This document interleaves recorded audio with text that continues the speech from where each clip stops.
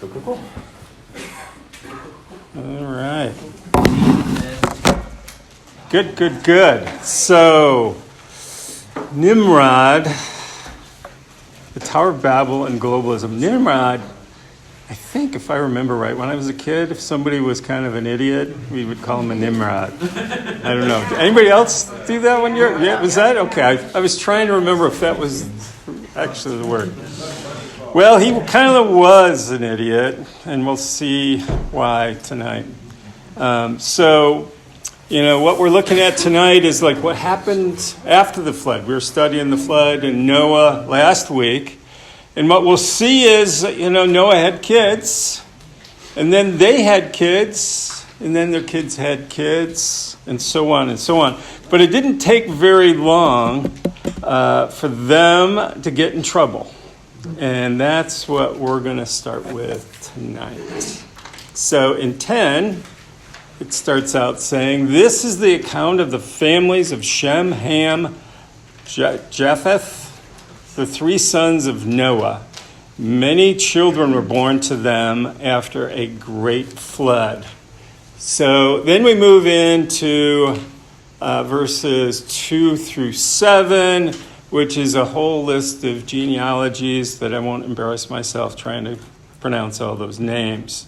But it just kind of goes over and over. But then all of a sudden something pops out here in 8. It says, "Now Cush became the father of Nimrod. He became a mighty one in the earth, or on the earth. He was a mighty hunter before the Lord. Therefore it is said, like Nimrod, a mighty hunter before the Lord." It's like, okay. So we had all this, genealogy, and all of a sudden this pops up. What's going on with Nimrod? Is he really this amazing hunter? Was that so important that we had to say, he's pretty amazing with his bow and arrow?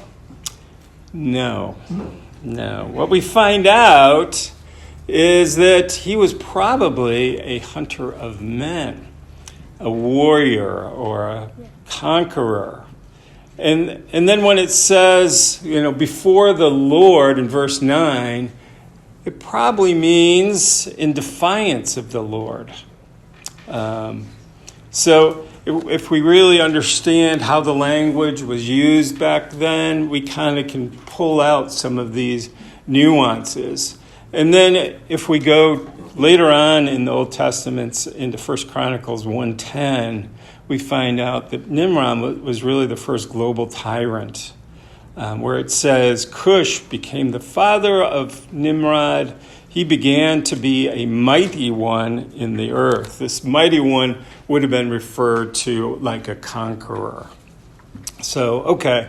And then I think once we connect this whole hunter-warrior thing with what they were trying to do with Babylon, we find out he's not a very good guy. Okay.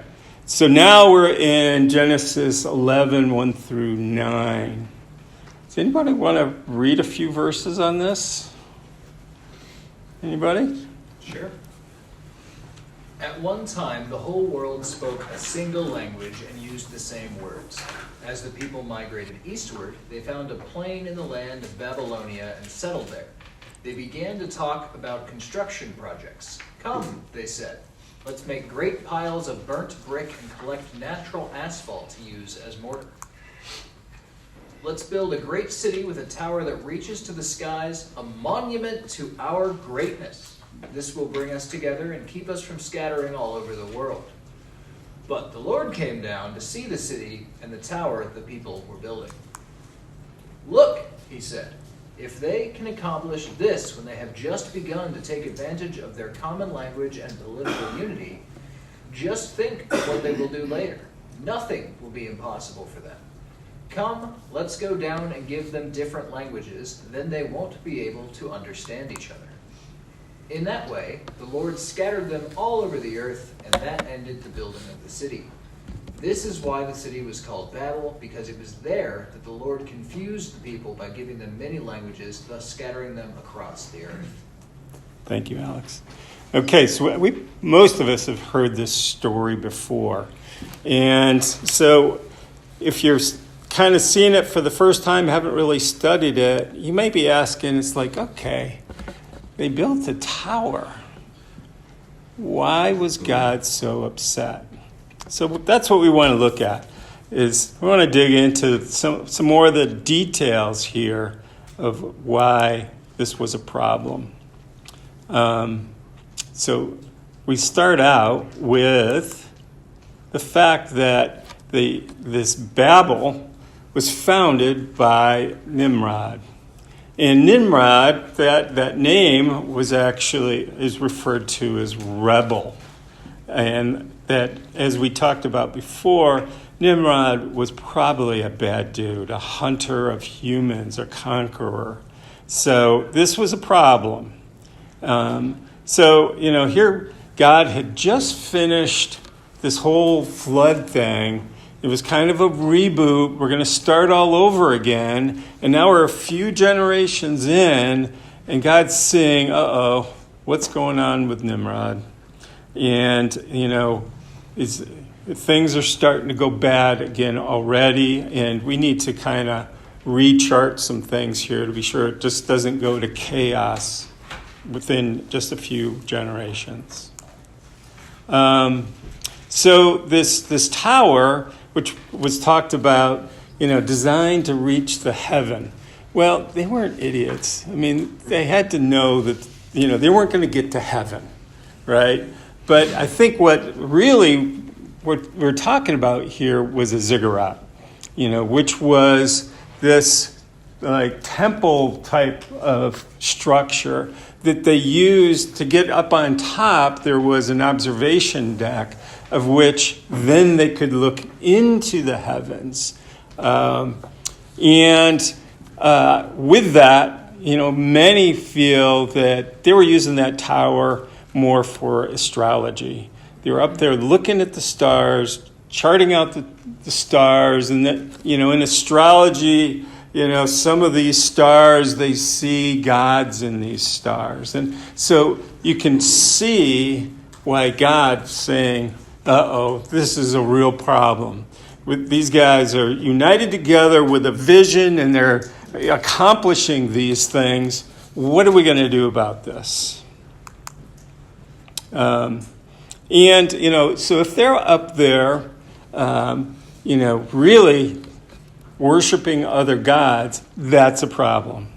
As we see there in Romans, 125, where it says they exchanged the truth of God for a lie, and they worshipped and served the creature rather than the creator. The creature being, they're really in this whole creation of this ziggurat. We're just kind of like, aren't we amazing?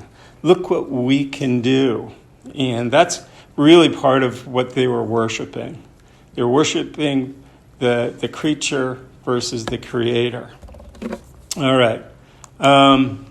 So as we continue on, you can see, if we look back at 9/11, that they were actually building this tower in direct defiance of what God had asked them or told them to do.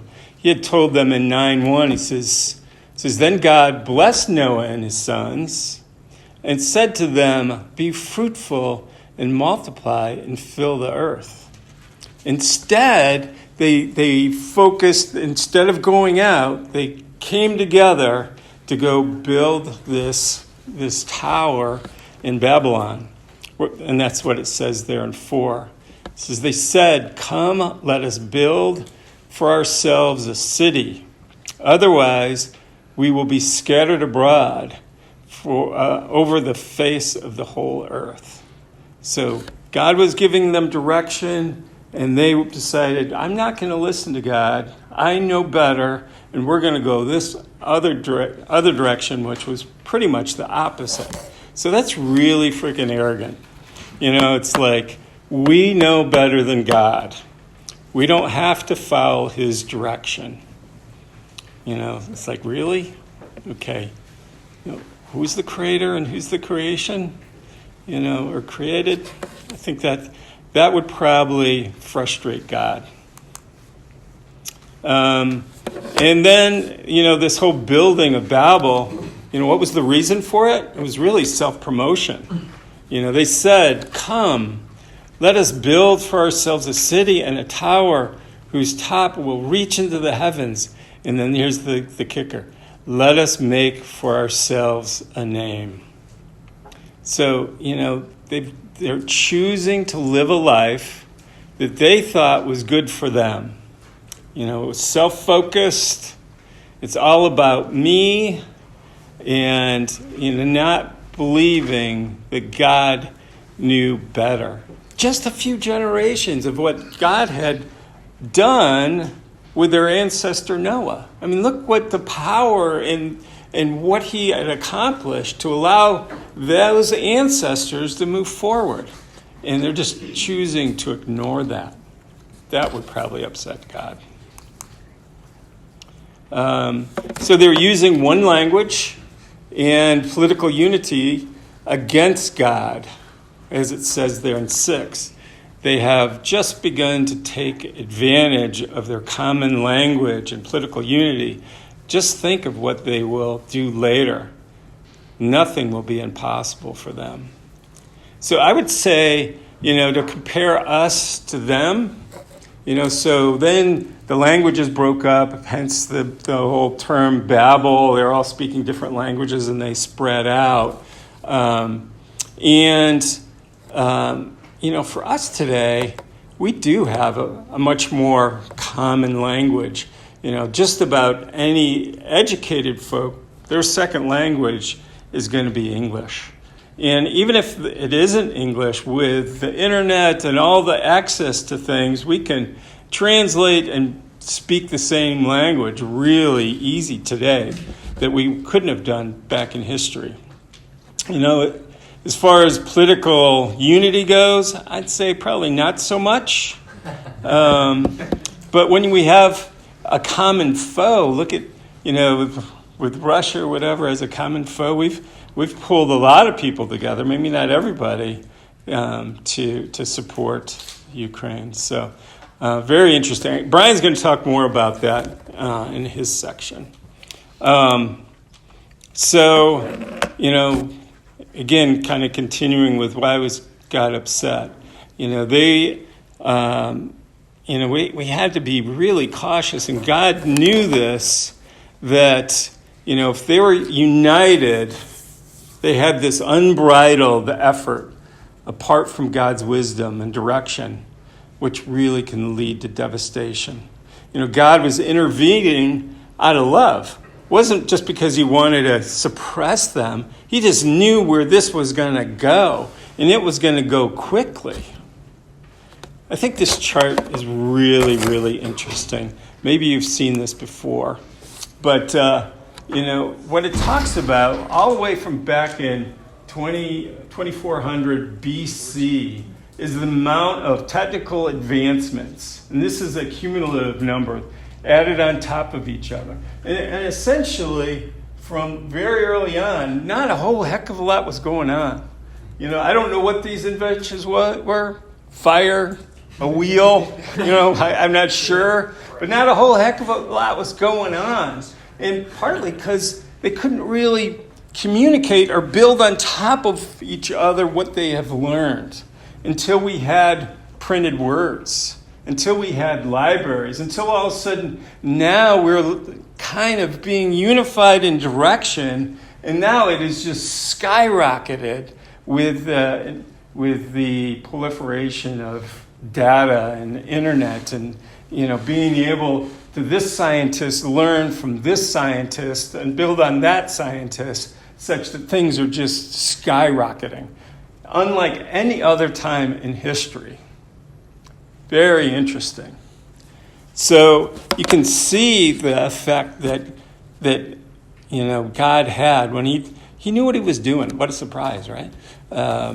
Let's slow down their communication. Let's slow down this huge advancement, and that's a good thing. whole idea of technology just gone awry. I mean, they were using technology to assemble this tower. You know, their mortar was different. They were making bricks instead of using stone. You know, all those things kind of quickened the process. But look at some of these technologies that have gone awry. You know, there on the left was Hiroshima. Do you remember, and probably in your studies and in grade school, about the Manhattan Project? You know, the Manhattan Project pulled together all the brilliant minds, and they were in unison trying to understand how they could develop a atomic bomb. You know, they put together the greatest minds in physics and chemistry and just science in general to come up with this. And it led to just the destruction of Hiroshima and Nagasaki. But, you know, at that point, it was really the push towards the military-industrial complex. I don't know if you've studied or read any of that, but it was just like, you know, the industry getting behind creating, you know, these weapons for war, and it was the power and the profit that they could gain and were motivated by. You know, not too long ago, they developed a cluster bomb. And the idea of the cluster bomb, it's like where bombs have, unless it's a nuclear weapon, the biggest impact is right where it goes off. And then the shrapnel kills, you know, everybody in a radius around it. So they developed these cluster bombs such that as it was coming down, it would open up, and these little balls would go everywhere. And then they would explode, and their shrapnel would kill. So it was like a carpet bomb effect. And it wasn't, you know, soon after they developed that, they realized it was so devastating that they had a convention on cluster munitions called the CCM. And they created a treaty just to try to limit the use of this and say it wasn't doable. It was just too devastating. But it wasn't like 2 or 3 months ago, you know, a region in Yugoslavia or Ukraine. I always do that. Ukraine was just destroyed, and it looked just like a carpet bomb. They're saying it was a carpet. Russia's denying it, but it certainly looked like it when it went off. It's like boom, boom, boom, boom, boom, boom, boom, in a mile-long stretch because it's so devastating. And then, you know, they developed a neutron bomb. Who's familiar with the neutron bomb? Remember hearing about it, a couple people? Yeah, this is pretty amazing. Let's develop a bomb that kills people but leaves the buildings, such that when we kill our enemies, we don't have to then go back and spend all the money to rebuild the infrastructure.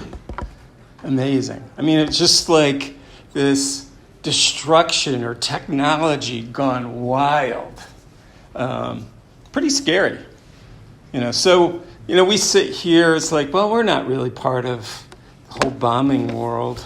You know, how is technology really, unbridled technology affecting us? Well, let's talk a little bit about that. Let's talk about our cell phones for just a moment.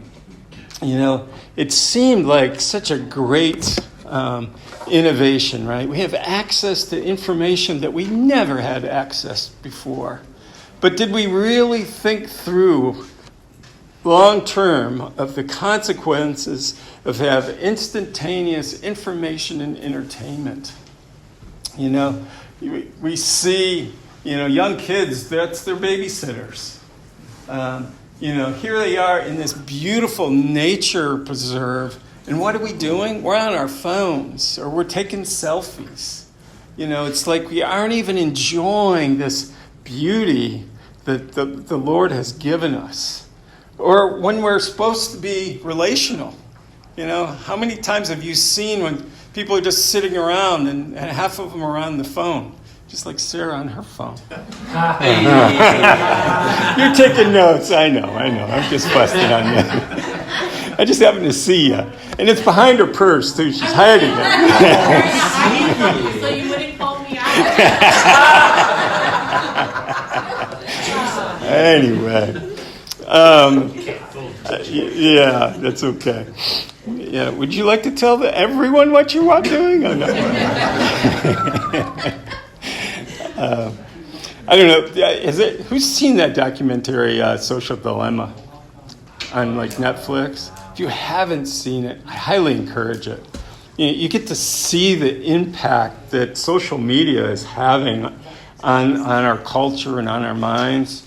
It's just kind of scary. It's like, again, it's kind of technology, which is pretty amazing.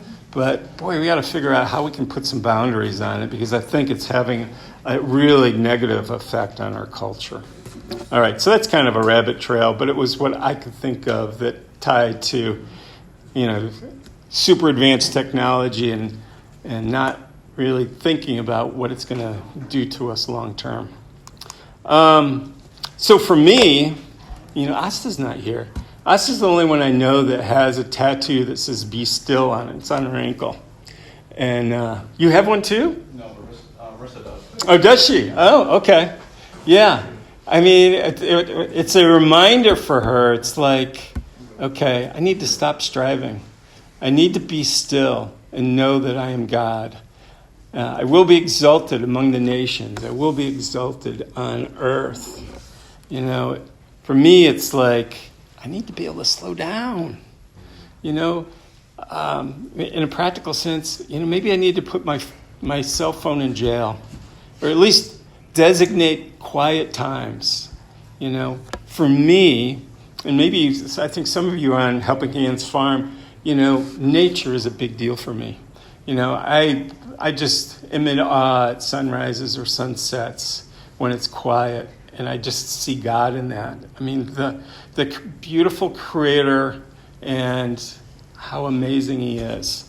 So that's a good place for me to be able to slow down and see God. But I think we need to be able to find that. All right, so let's just review some of these things. So why was God so upset? They were worshiping other gods.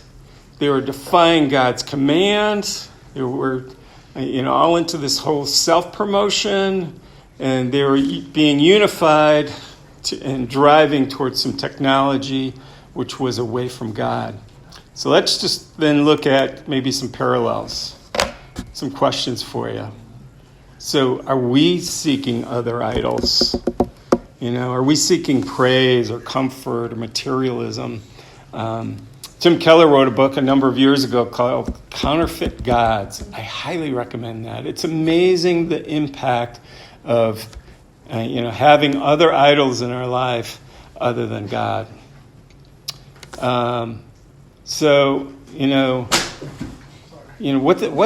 Here's another question for you. What's God saying to you? And are you listening? Are you doing? Are we becoming doers and not just listeners? I think, there's no better time, and some of this is technology related, to be able to listen to teachings or read books that maybe we would have never had access to before. Here at Freedom Fellowships, we have CT and cell groups and fellowship groups. We have so much that we can get some great ideas from, some direction of what God's saying. But, are we responding to it? Or are we just walking away going, oh, that was a good point, and then just move on like I never heard it? Are our goals to follow God's direction or to build ourselves up just like it was for them? They were just looking to build themselves up by building this tower. It's like, how am I living my life? Am I building God up or am I building up myself? Slow down and listen, which I just talked about with the whole cell phone thing. Are we letting our cell phones run our lives, or can we even slow down? And then, watch out for globalization. And that's what Brian's going to hit on here. So, all right.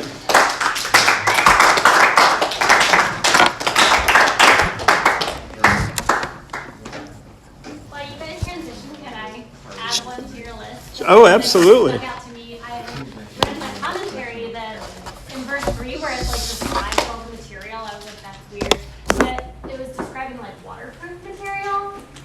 so the point of it being like they're just in this flood, right? And then God, one chapter before it, like points out God's promise to never again do that. And so there they are, like with their plan B, building this like waterproof tower. As if God didn't tell them, like you never have to worry about that again. So I don't know, that stuck out to me a lot because I was like, oh, how often do I have like, okay, God, that's great, thanks for a great promise. And I have my plan B just in case like that doesn't work out. Interesting.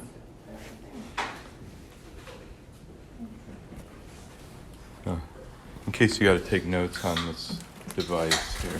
Oh, this is the audio for you. Yeah. Oh, I thought it was yours. I have mine. I'm taking notes already. Okay.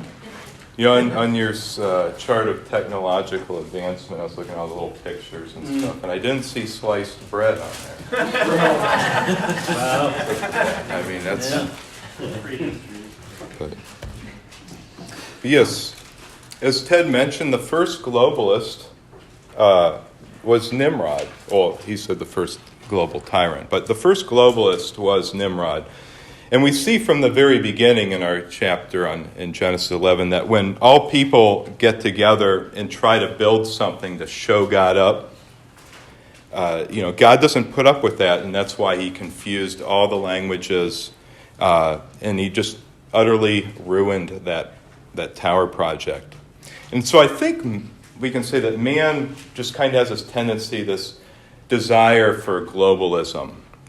But on the other hand, God is not a globalist. He's in fact a nationalist because he created the nations. And we read in Acts 17 that he said that he made from one man every nation of mankind, that they would seek God. So if you look at all the nations that are in the Bible, he created it that way, and he wants it that way. The problem with globalism is that it's the one thing that has to happen for the end of the world events to take place. Because at the end of the world, there's going to be a world leader who's going to galvanize people behind him. And he's going to be a very evil man that's going to take the world down. But he has to have the following of the world. So galvanizing the world behind one person is just a setup for what's going to happen in the future, as we're going to see. Now, Ted said that Nimrod was a powerful warlord, and that he was called a mighty hunter before the Lord. And then as the post-flood population grew, Nimrod became the first global tyrant, as First Chronicles said, that he was the first on earth to be a mighty man. In other words, Nimrod was the father of all future dictators and the first prototype for the coming Antichrist. So if we fast forward to Daniel, one of my favorite books in the Old Testament, Daniel chapter 2, when Nimrod's Babylon, still existing, was under the control of Nebuchadnezzar. Now, Nebuchadnezzar, he was the greatest and richest man who ever lived before his time. Very great man, but that didn't keep him from having bad dreams. You see, he had one dream that was so disturbing that he was so disturbed that he threatened to wipe out his whole inner circle of guys, his whole host of experts, unless they told him not only what the dream was, but also what the dream meant.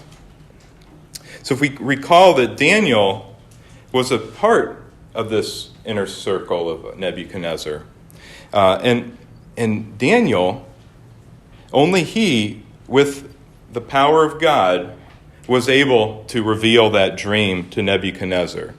And when Daniel went in and told Nebuchadnezzar, he said, this was your dream.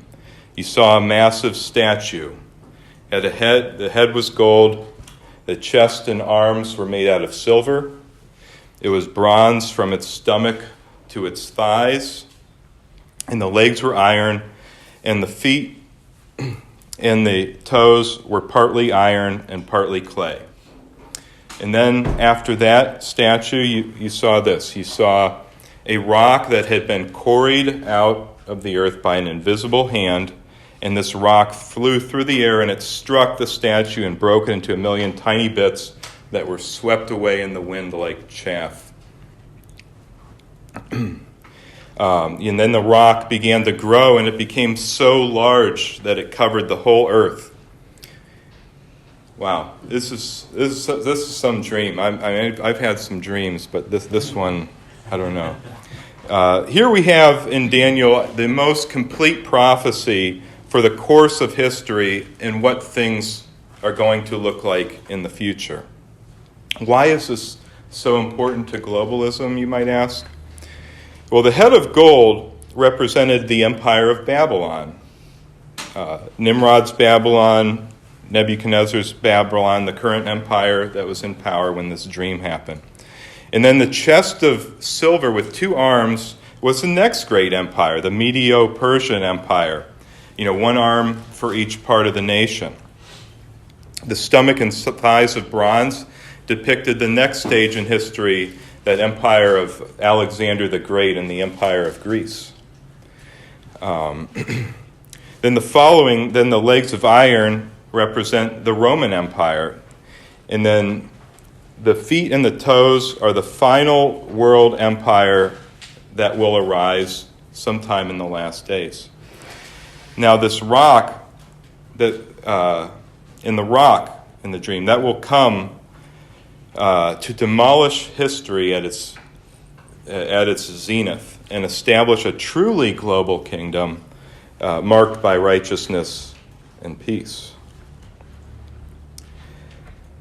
Now, under all these governments that I just mentioned, there was a sort of a globalism or a sort of a world domination. But the problem is that this world domination under all these empires were without holiness and without the fear of God. And after the fall of Rome, there was no single nation or empire that dominated the world. Now, granted, the United States is a long way from being world dominators in that context. But let's not forget the feet and toes of this statue, okay? Because that's the part of the statue that's not been fulfilled in history. According to Daniel, there will be one more attempt at a one-world government in the future, and it's going to be a final horrific attempt at man-made globalization. It'll be something of a revival of this old Roman Empire, made up of a federation of 10 kings or 10 kingdoms. 10 kings or kingdoms dominated by a Nimrod-type dictator. But it won't last long because God's going to bring it to an end with the second coming of Jesus Christ. Now, I personally believe that we are in these latter days. If we look at things like what's happening in Europe, we have a European coalition of nations. It's sort of the beginning of a second iteration of a Roman Empire. And the Bible says that when this fully happens, then we are at the end of the age, and that something critical will soon take place. Now, the book of Revelation is sort of the twin to the book of Daniel. In Revelation 13, we read that Satan will raise up a great man of lawlessness who will become the ultimate Nimrod. And Revelation 13 describes this man as a beast, this ultimate Nimrod. Revelation 13 gives us the concluding picture of human globalization.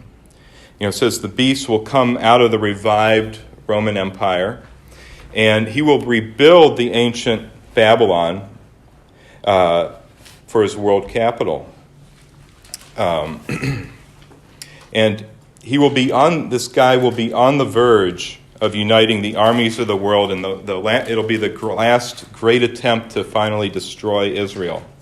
This Nimrod-like dictator this Antichrist, he will globalize the economy, possibly forcing people to be chipped in such a way with a mark called the mark of the beast. And, without it, no one will be able to make purchases or engage in commerce. And if you can't buy your groceries, chances are you're going to starve to death. This Antichrist, this Nimrod-like dictator, he's going to spill the blood of thousands of Christian believers. He's going to spill even more blood in wars in effort to try to unify the nations and to destroy the Jewish people. It's a bloodthirsty, evil man. But just at that moment, just when it looks like there's no hope for Israel, Israel's toast, he's going to wipe it off the face of the earth. At that moment, Christ will return like that rock in Nebuchadnezzar's dream. And it's going to strike world history and send shattering into the wind all those nations that thought they were so great under the leadership of the Antichrist. And so Jesus Christ comes and defeats the Antichrist. Thank God. And now there's the millennial kingdom. After the day of the Lord, there's a 1,000-year millennial reign of Christ. And during this time, the Lord, and this is not heaven, by the way, the 1,000-year millennial reign. This is still here on earth. But during this time, however, the Lord will be in charge, and he will fulfill all the promises he made to Israel and to us in the future of the earth. And all the world will see globalization then at its finest. Not under Nimrod, not under Nebuchadnezzar or Greece, not under Rome, not under the Antichrist, but rather under Jesus Christ. And Jesus Christ will reign in that place. What will the world be like in these days? It's actually pretty exciting. So Jerusalem will be the capital of earth, and people from all nations are going to come to Jerusalem to learn about God and to worship him. And the temple will be there, the millennial temple in Jerusalem. It'll be the most beautiful building on earth, and it'll be filled with God's glory. There's going to be a deep and mighty river that's going to flow from beneath the temple. It's going to turn the desert into paradise. The Dead Sea that you may have visited in Israel, that's going to be a living lake. Fruit trees are going to grow on each side of the river, bearing new fruit each month. And Jesus Christ, he's going to be the ultimate international diplomat. He's going to negotiate peace treaties between rival nations. He's going to bring peace on earth. Wars will all cease to exist. And he's going to occupy that ancient throne that David once occupied. Now the millennial reign, guys, this is not eternity. This is not heaven, okay? But this is a prelude to heaven. The 1,000 years before we're all ushered into heaven. Isaiah 11:9 says that the earth will be filled with people who know the Lord. It's opposite of what we see today, where the earth is filled with people who don't know the Lord, or maybe don't want to know the Lord. And after this 1,000-year millennial reign of Jesus Christ, Earth's history will be over at that point. The old universe will melt away. And then all of God's children, including us, will be ushered into the new heavens and new earth in the celestial city of New Jerusalem. What started out with Nimrod trying to rule from Babylon, and this idea that Nimrod ruling, this idea just runs the course of human history all through those empires that I mentioned. All that's going to ultimately be proven to be foolishness in light of what happens when the right king is in the right place at the right time and for the right reasons, and we're going to see globalism perfected. So finally, where do we go from here? When we see the trajectory of human history moving inch by inch every day towards globalization that the Antichrist is going to use to try to dominate the world, how should we respond? Well, the way to stay sane when things are getting crazy is to stop worrying and cling to Jesus. You know, the more you follow Jesus, the less you worry about the things you don't understand. Because, you know, if he's in charge, you know, what else really matters? After all, we know ultimately that he's going to make all things right one day. And the second thing, where do we go from here, is to encourage you to embrace your global mission. Because in a world that's globalizing, you know, we have a mission that's actually global. Because as never before in human history, we have the opportunity to take the gospel to every town, tribe, and tongue, as Mark 16 says. And in that regard, we should be globalists with respect to spreading the gospel, because the gospel of Jesus Christ is for everyone, everywhere. And finally, the last point before we close tonight is to anticipate what's coming for us. Acts 1:11 says this, Men of Galilee, why do you stand looking into the sky? This Jesus who has been taken up from you into heaven will come in just the same way as you have watched him go into heaven. You know, so ultimately we should never fear. You know, Christ will appear just as he ascended and is going to establish a kingdom to show us how things should have always been. And then he will usher us through the gates of our eternal home. Pretty powerful. But in the meantime, we want to worship Jesus Christ, spread the gospel, and look forward to his soon and swift return. And so, if you do not have a relationship with Jesus Christ tonight, I leave you with this. Mankind has really failed to bring peace on earth, really failed to bring goodwill to all men, despite our best efforts.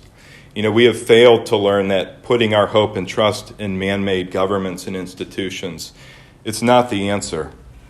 But there is an answer, and that's to put our hope in the one who is the Prince of Peace himself, and that's Jesus. Only he can ever fulfill that longing of humanity for peace on earth. And until he returns, you can have peace in your life today by turning to him in the privacy of your own heart and ask for his death death on the cross to count for all your sins, past, present, and future. And just like that, your eternal destination is secure, and then one day he will usher you through the gates of your eternal home. And with that, that is all we have tonight.